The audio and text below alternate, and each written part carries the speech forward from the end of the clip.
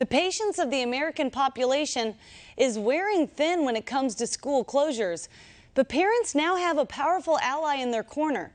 The Rising PAC is dedicated to exposing the truth about Democrats, uncovering countless instances of hypocrisy, and taking action to hold them accountable.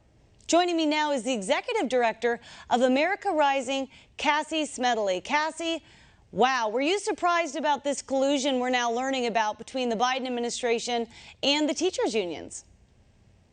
I think I was more surprised that they were just so open about it in their correspondence with each other. They just never thought they were going to get caught. And doesn't that just make sense when you think about the ultimate insiders colluding with each other? But I have to tell you, from our work at Rising, what we're seeing on this issue, unlike really any other issue in our political space right now, is that it's really brought together unlikely allies. This does not put Americans who are traditionally Republicans or Democrats and would traditionally be on the opposite sides, now they're together, because this is personal. You're talking about their kids. You're talking about what their families have gone through over the last more than a year to try and make this work, and all of the emotions and depression and mental health that has come with that, let alone the economic toll that everybody was feeling just with this pandemic generally.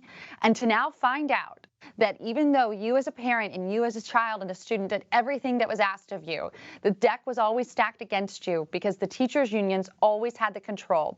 And did you happen to notice that the donations to these Democrat lawmakers went way up from teachers' unions in the last year? And there's no coincidence why that is. And so I think as we look towards next election year, or even this year where there's some gubernatorial elections like in Virginia, for example, this is going to be an issue that voters are paying close attention to. And we're going to call out those who were in support of getting kids back in school and those who supported the teachers' unions. Well, these aren't even really teachers' unions anymore because they're not even being teachers. If they were truly teachers, they would care about these learning outcomes of these students.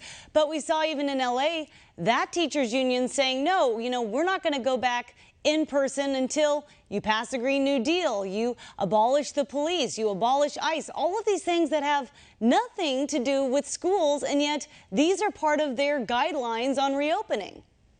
Yeah, it's an excellent point. These aren't even about the teachers. They're political activists, the people at the head of these unions.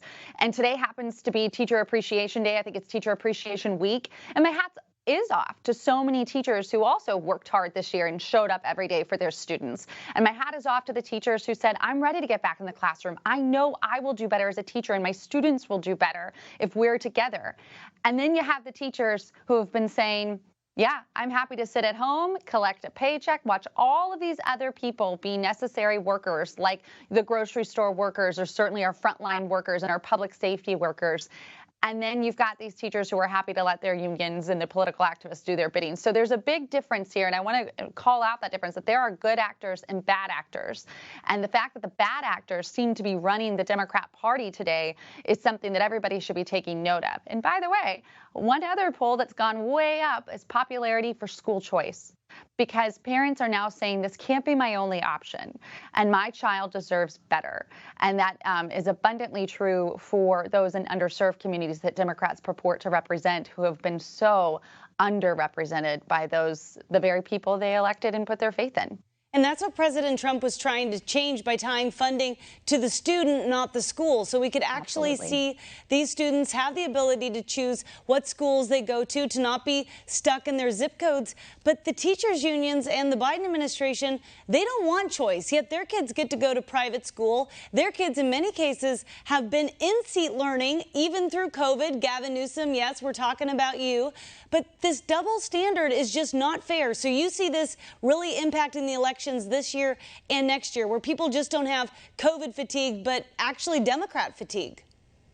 Yeah, I really think this is one issue that is going to transcend the pandemic. I mean, you bring up about these lawmakers, rules for thee, but not for me. And we've seen that throughout the pandemic, whether it's Gretchen Whitmer going up to get her cabin ready for summer while no one else in the state was allowed to do that, or more recently flying to Florida, 2 of her top health officials doing the same flight to Florida when she told everybody else not to travel. So that's COVID. And then when you look at this school issue and getting kids back in the classroom, it's the same thing. Their kids have been in school, or they have the resources to bring in other people to help them, while everybody else has been trying to do the best they can, and in so many cases failing through no fault of their own, except that we're just not naturally equipped to do this. That's why we put our trust in teachers and in classrooms and in our education system. And it's really unearthing all the flaws in that system and making parents just scream from the rooftops, give me another option.